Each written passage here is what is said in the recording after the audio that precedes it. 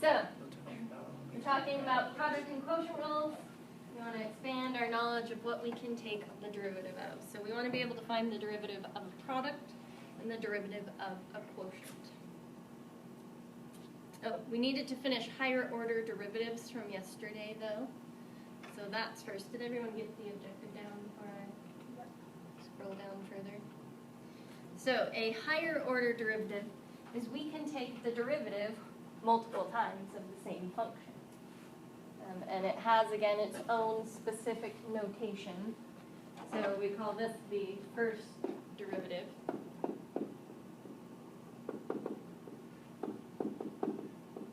Second derivative.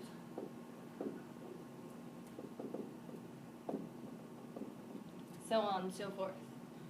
Third derivative. Fourth derivative. We can take the derivative as many times as we want, as long as the function allows. Some functions we end up at 0, and so we stop. Nothing else to do. If you take the derivative of 0, you're still having 0. So there's no point in doing it over and over and over again. So first derivative, we already know this notation. F prime of x equals dy over dx. And I'm using a polynomial function, so we know how to take the derivative of this already. So Melinda, what will our derivative be? For the top one? Yep, so first derivative. It would be 3 times 6, so 18x 5 minus 16x 3 plus 12, wait, 6, sorry, I was thinking 4, times x to the x squared. Okay. First derivative, and we know first derivative is slope or velocity or instantaneous rate of change. These are all different names. Instantaneous.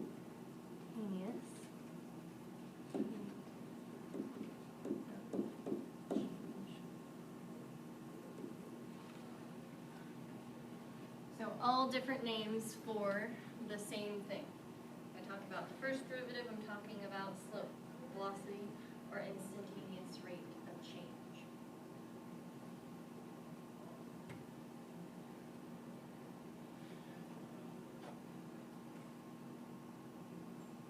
So if I take the second derivative, I just do the same thing again, but I use my first derivative function and take the derivative of that. So if I go and find my second derivative, then what would my second derivative be? So you just take that as the first derivative. So Yep. it'd be 18 times 5. 90. That's my writing it down in the Yeah, I saw that. X to the fourth minus 16 times 3 is 32, 48. 48. X squared plus 12x. Good. So that is the second derivative. The second derivative also has a couple of names. The second derivative is slope of velocity.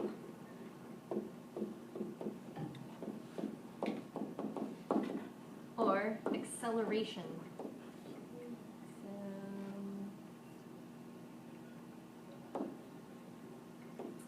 So, not 100% sure if that's 1 or 2L.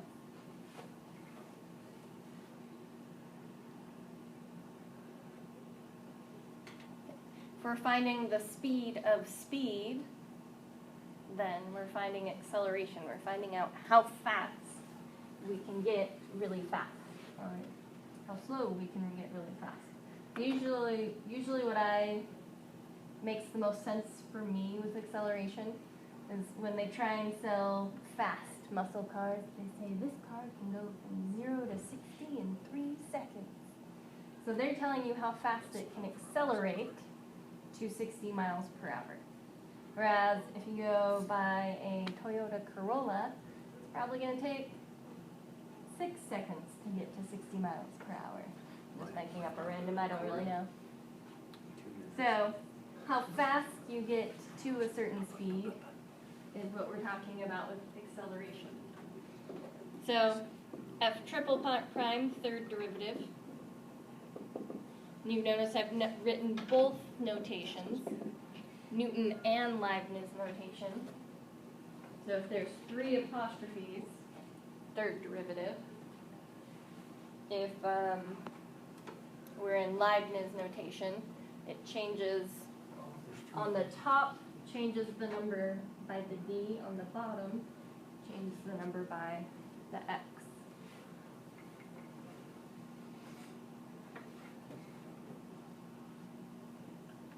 So the third derivative has kind of a funny name. You can go call all your friends third derivatives now. Slope of acceleration is called the jerk.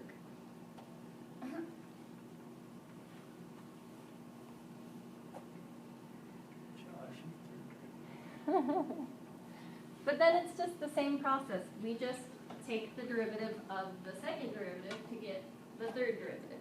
Just goes down in a row. So, I have trouble with your name.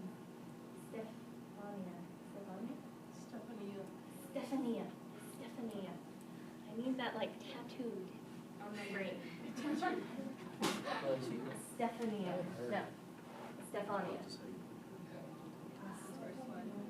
Stephania. Okay. Stephania. So, sorry. What is the third derivative? I got 360x cubed minus 96x plus 12. Yes. So you're just using the power rule one more time. And then the fourth derivative doesn't have a special name, but I wanted to include it because after we get so high, they stop using apostrophes. They just put parentheses above the F and put whatever number. I mean, we really could take the 20th derivative and just put a 20 in that spot, so that can change. But they stop using apostrophes after the third derivative. And the fourth derivative has no special name. I don't know what it means when it comes to physics. I don't know if it has a meaning when it comes to physics. Maybe it does, maybe it doesn't.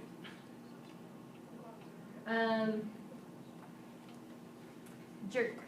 Think about if you do a brake check. If you change your speed very suddenly, what's going to happen? You're going to jerk. That's what I believe is the reason why we call that the jerk. It's because you're changing your... True. The guy who rear ends you is also a jerk. 900... What's 360 times 3? That's like 180 and squared. And she was the math teacher. Could have figured it out, but it was taking more time than it's worth.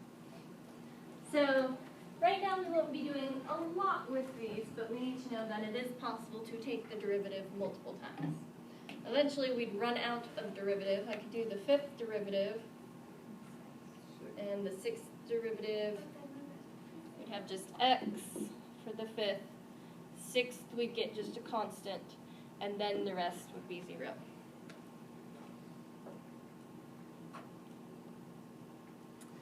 So, we need to know, what if I'm multiplying 2 functions? We have not seen this situation yet because we wanted to start with power rule. So when we have 2 functions multiplied together, it can be any kind of function. I'm showing 2 polynomials in the example, or we could do a trig and a polynomial, or we could do a rational and an absolute value. We can multiply any kind of functions we want together. Then the product rule says the derivative of a product is low d high minus high d low. No, plus. Can you repeat that? Yes. I was reminding myself, so I did it in the right order. So the second times the derivative of the first plus the first times the derivative of the second. So kind of the cheater or the easier way to remember it is we call one high and one low. Always call the first one high, the second one low. And then it sounds like you're yodeling. Low d high, as in derivative of the high function, plus high d low. first function times the derivative of the second. Just kind of a way to help you remember it. Low d high plus high d low. That sounds like we're yodeling. So we could start yodeling and we could call it that. We could. And then also with Yeah. Leibniz notation, we need to see both. It would look like this. V times du dx plus u times dv dx. One more question. What's Yes. the one? It's prime. Prime. Okay. It's an apostrophe, not a one. That is a good question. It's hard to differentiate when it just looks like it's in the middle of. I don't really know how to differentiate between a one and an apostrophe besides telling you. Perfect. I don't know if I think See, it would be worse. it just looks so much better. Okay, so let's try an example. Now, there's a second option. We don't have to use product rule on this specific example. What else could I do? We could FOIL it out, get just a polynomial, take the derivative. But obviously I wanted to practice this product rule with something we already knew how to take the derivative of. So we're going to use polynomials only with the product rule. So we call this u and this v. And it might get to the point again where you might not need to write it out in such a detail, but usually what's good to start with is to actually say, okay, u equals 2x minus 5, v equals 3x minus 4, and then write the derivatives down underneath, u prime or du dx, whichever you prefer. What is the derivative of u? 2. Derivative of 2x minus 5 is just 2. The derivative of v, and why am I putting dx on the bottom? There's a specific reason. I can't write like dA. Because that's the variable. That's the variable that this function is in terms of.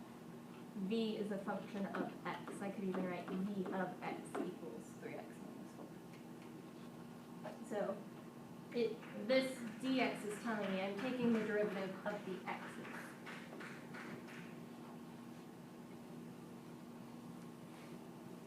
So now we just plug them into our formula. Our formula says low d high. So second function, 3x minus 4, we are finding y prime, or dy dx. Again, I switch back and forth notation-wise just so we can see the two notations a lot. So low is v, 3x minus 4. D high, derivative of the first function, 2, plus high d low. So 2x minus 5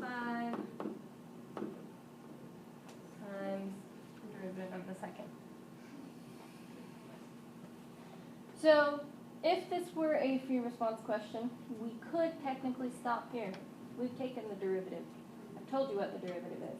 But we do still need to practice simplifying so that you can recognize a simplified function for the multiple choice section. So I would need to distribute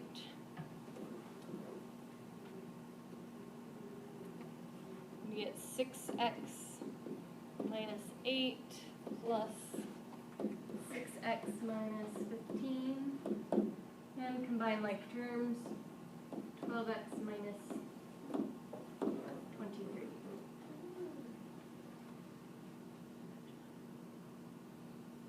So the reason we could stop up there is because you've already taken the derivative. It's Yep. just not simplified. Yep. Okay. Exactly. But again, that would only be for free response. And the situations where you don't need to simplify usually happen with a much more complicated question. And we'll see that eventually, but right now we don't have the knowledge to tackle these more complicated questions. We still only have derivatives so far. Okay, so I want you guys to try this problem.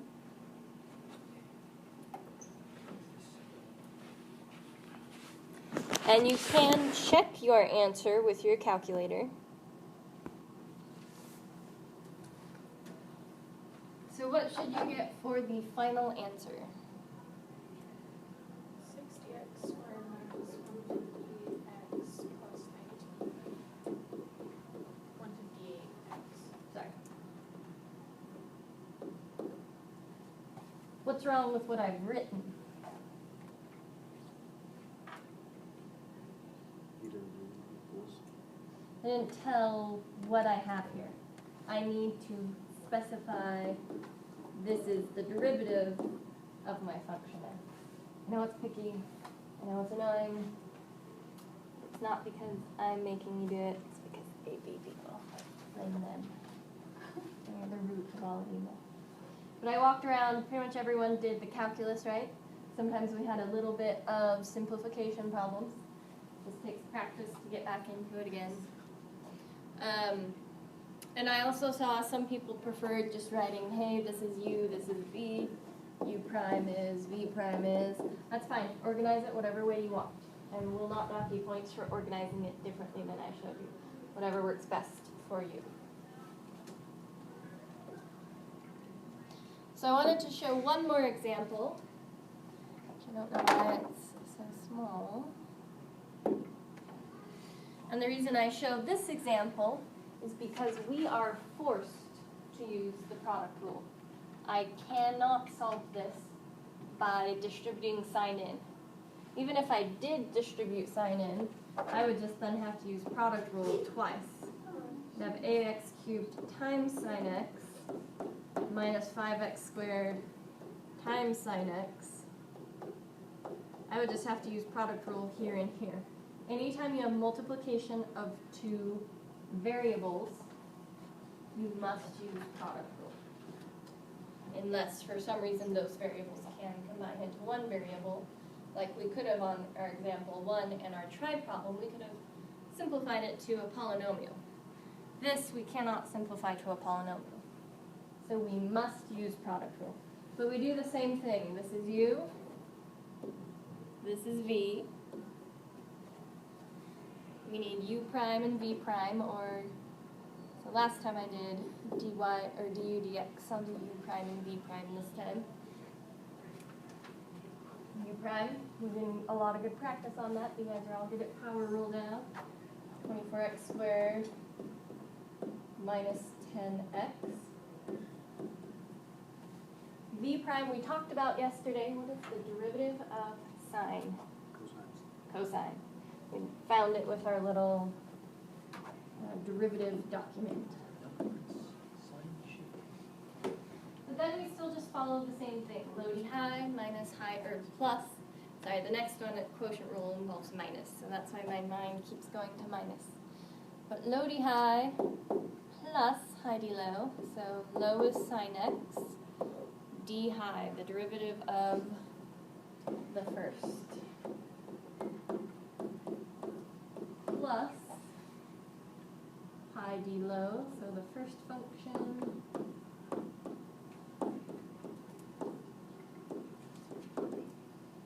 d low.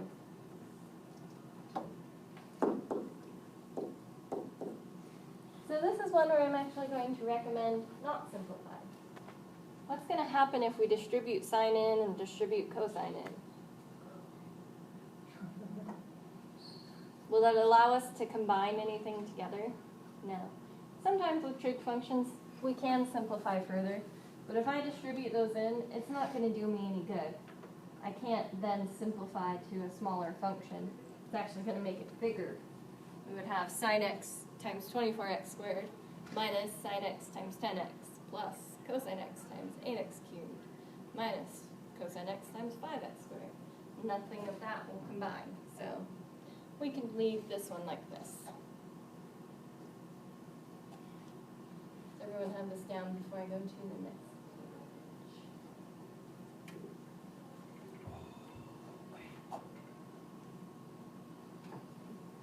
So now we want to learn the quotient rule. What do we do if we're dividing two functions? So we're taking the derivative of u divided by v. It's very similar to the product rule, to by q, kind of mixing up the two. It's low d high, so v times u prime minus high d low, so minus u times v prime over low low, v squared. So our kind of chant for this one is high d low minus low d high over low low. Because if we multiplied low times low, v squared, low squared. Or again, we can write this in Leibniz notation, if you prefer Leibniz notation.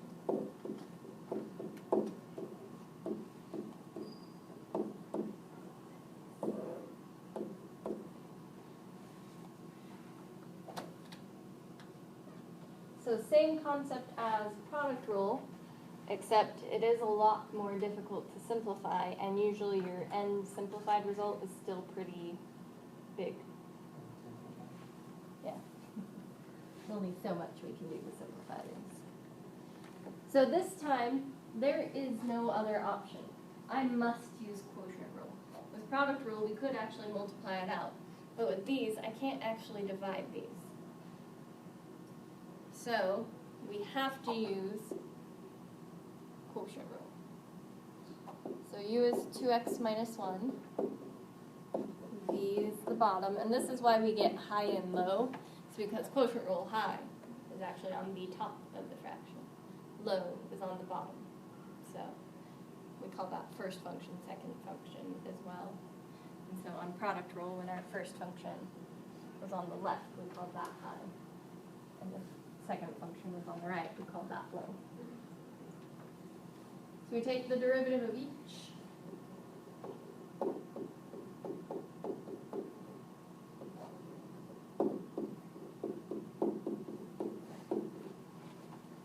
And now we just plug it into the formula.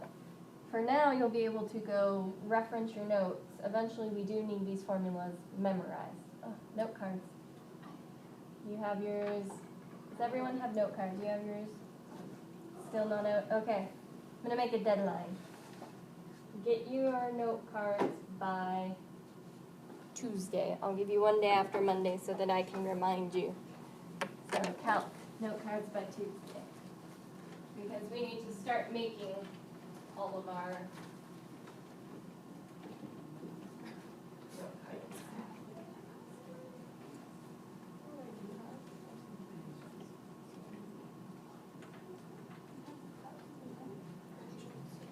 We need a note card for power rule. We did that yesterday. We need a note card for product and quotient rule.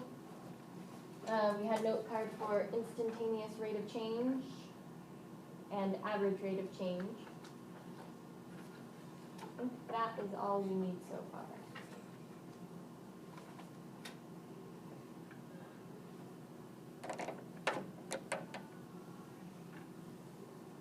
I'm going to pause for a second so those who do have note cards can write them down really quick if they would like, since they've already started. So we're supposed to put these formulas on. So, let's finish up our quotient rule. Let's plug it into the quotient rule then. We have low d high, so low is v. So the derivative dy dx is low, 5x squared minus 7, times the derivative of the top, d high is 2, minus high, 2x minus 1, d low, derivative of the bottom, all over low, low. 5x squared minus 7 squared. There's 2 of them. So the bottom, we're not going to mess with. We're going to leave it 5x squared minus 7 squared. But the top, since they're not similar pieces, we're gonna simplify the top out. So we're gonna distribute the 2. We're gonna distribute the 10x. We're going to distribute the negative sign as well. It's gotta affect everything behind it. So we get dy dx is 10x squared minus 14 minus 20x squared plus 10x. So I distributed the negative and the 10x at the same time. We can do it in 2 different steps if you would like. But just, 2x times 10x is 20x times the negative 1 is negative 20x. But negative 1 times 10x is negative 10x times negative 1, positive 10x.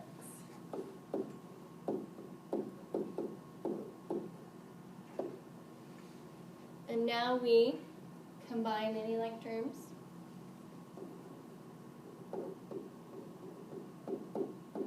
Negative 10x squared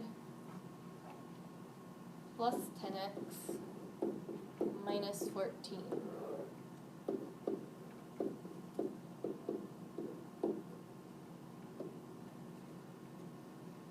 Now it is possible they'd actually find like a greatest common factor in the numerator. I'm not going to make you guys do that, but just so you see it, like a lot of the times they like your first term to be positive, and if there's a greatest common factor, they want it factored out. So technically I could take out a negative 2 minus 5x plus 7. But I think that's where the factoring would end. I'm pretty sure 5x squared minus 5x plus 7 would not factor. No, it wouldn't. So it is possible to do that. Sometimes they do. But we just need to end here, just so you see that I could then factor. Okay, so I want you to try one more. Try this quotient rule. So Evelyn, what did you get?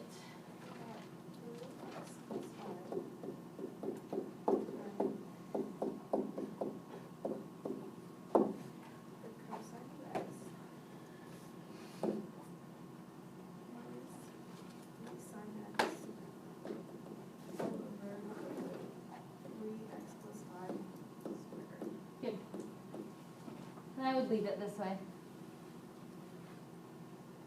There's nothing we could do that would really simplify this.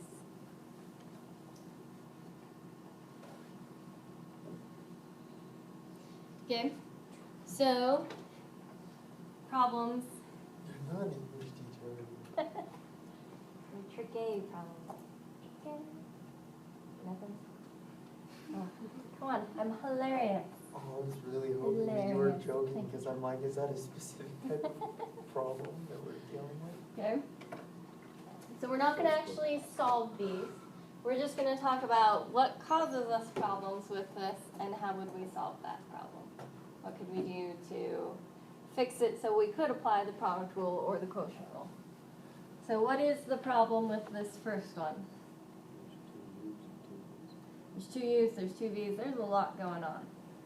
What could I do to kind of simplify what is going on? You apply the top level. Yep. So, problem, 2 u's, 2 v's. Solution, FOIL. Or, in other words, multiply.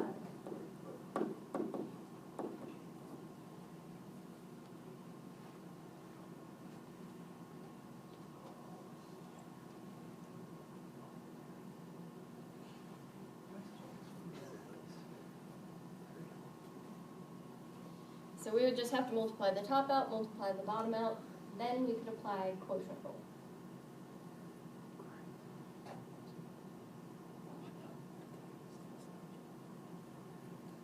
Can everyone have this before I scroll down.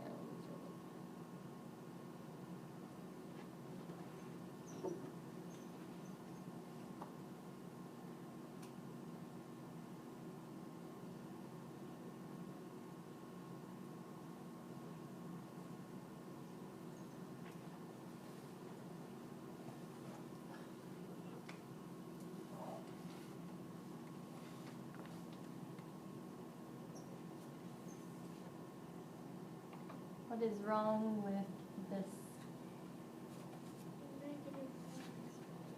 The negative 1 exponent. That gives us pause. So the problem, any exponent really on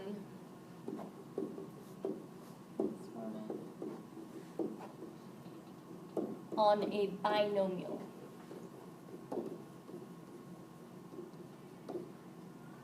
If that was x plus 3 squared, that would still cause us trouble. That's actually a whole entirely different rule called the chain rule. So any exponent on a binomial is a problem.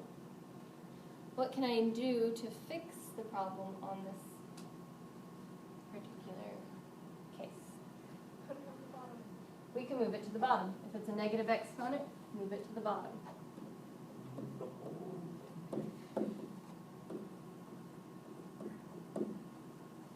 Move the whole entire parenthesis. Now, if it was x plus 3 squared, we could also FOIL out again. If we get up to the point where it's x plus 3 to like the 10th, we have to wait for our new rule because we don't want to multiply out x plus 3 to the 10th. We need a rule for that before we can do something like that.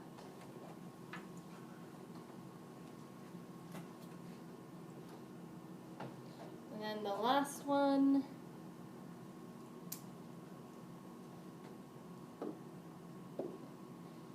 The last one doesn't really have a problem.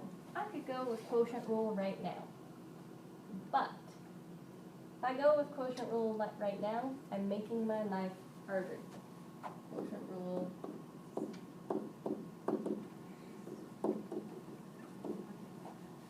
More work than necessary.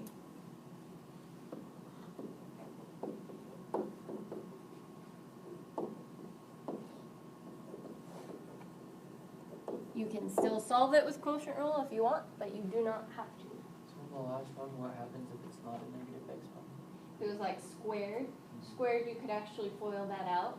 Oh, But if it got up too high, if it was like x plus 3 to the 10th, we don't have enough information right now to solve it. We need a new rule to deal with a binomial raised to an exponent. There's still more situations we will learn how to take the derivative of. Okay? So what's the second option? Yes, I can use quotient rule. What else could I do? This one always throws people off.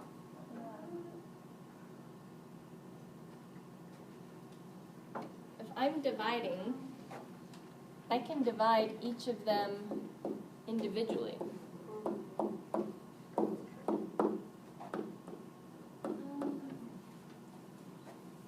And now, when I simplify it, I just have a polynomial.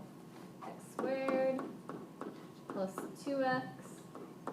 And then this one I do have to move the x to the top, minus 5x to the negative 1. But power rule is always much simpler than quotient rule. It's not necessary to use power rule instead of quotient rule on this one.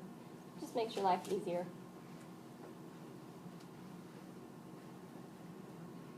So we have one more thing to talk about before I give you guys the assignment. I will not flip the page until Ben gives the signal. Who's the master chief? A what? Oh, maybe a blanket? More fire? we did. Okay. Oh, Okay. man. I don't know. Now we're all bald people. I wanted to find the guy from How I Met Your Mother. Barney Stinson. But this is what came up instead. Okay? So on this particular problem,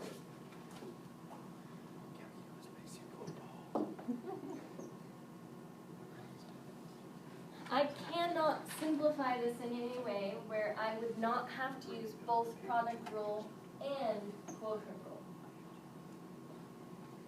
But it is possible to use both rules in the same problem. We've already been doing product and power rule, or quotient and power rule, but now we're going to do product and quotient rule in the same problem. So I can't consider the numerator as two different u's. I have to consider it as one entire u. So u is sine x times 2x cubed plus 1. And v is x squared. So when I have something like this, the entire numerator must be considered as the function u. So the problem then comes, what should I do to find u prime? Du dx. How am I going to find the derivative of that? What rule must I use?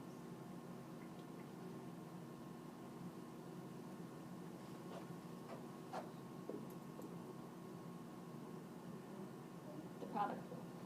If it's multiplication, I must use the product rule. So now, instead of calling these functions u and v, because I already have a u and v, I'm going to pick some other letters. I'm going to say a and b, just so I don't have a million u's and v's floating around. So du dx, I have to do the product rule to find. So we have a is sine x, b is 2x cubed plus 1, and I need the derivative of each of these. dA dx is cosine, dB dx is 6x squared.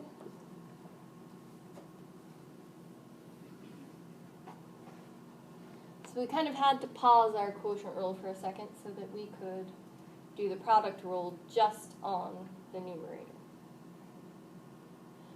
So according to product rule, we do low d high.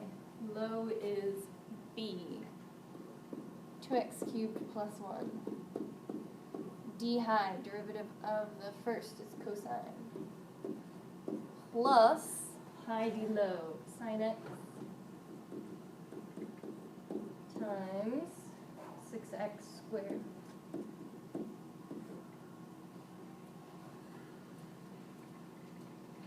Once I've used all of this to find du dx, it might be helpful to kind of cross these out and say, I used this, I don't need it anymore, so that we don't try and use it again later in the problem. So we still need one more thing before I can apply quotient rule. What else do I need?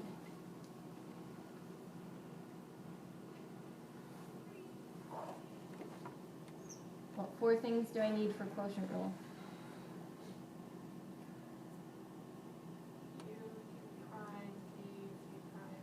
That's the only one we're missing. V prime. We found u prime, we found du dx. dV dx is 2x. That one, no problem to take the derivative of. And now we combine this into one giant answer using quotient rule. So, did I call this f of x or y? Oh, I did not call it anything. So, our answer, I'm going to say y prime just so we know that it's the answer, is low d high. So low is our function v squared. What is d high? It's the derivative of u. All this crap. Oh. We will not be simplifying this. But we're going to have x squared times all that crap. 2x cubed plus 1 cosine x plus sine x 6x squared minus high d low. So our original u, which was sine x times 2x cubed plus 1 times the derivative of the second function, derivative of the bottom, which is 2x, all over low, low.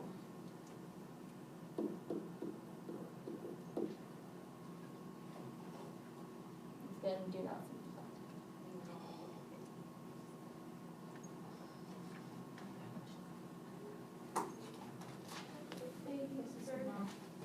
So there is not one like this on the assignment yet, but I wanted to introduce it so we could see it. There will be some eventually, but I wanted to start you out with just seeing it first, so that hopefully when we see it again, it'll be a little easier next time. So then I want to wait before I flip the page. So couldn't that just be x To the fourth? You could do that. That's an easy simplifier. And actually, we could technically factor an x out of the numerator, because this has an x squared and that just has a 2x. And cancel it out and make the bottom x cubed. But Yeah. I didn't want to be mean.